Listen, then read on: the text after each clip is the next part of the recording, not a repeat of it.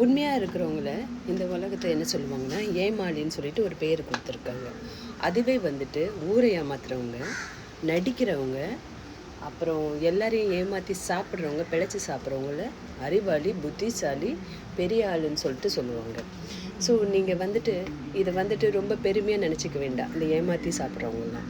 ஏன்னா உண்மையாகவும் நேர்மையாக இருக்கிறதுக்கு ஒரு தைரியம் வேணும். அது இன்றைக்கி யாருக்கிட்டையும் கிடையாது. ஆனால் அவங்கக்கிட்ட இருக்குது. அவங்க நினச்சிக்கிறாங்க நம்மளை மாதிரி தான் எல்லோரும் இருப்பாங்கன்னு நினச்சிட்டு பேசுகிறாங்க. ஆனால் அதை தப்பாக புரிஞ்சுக்கிறாங்க.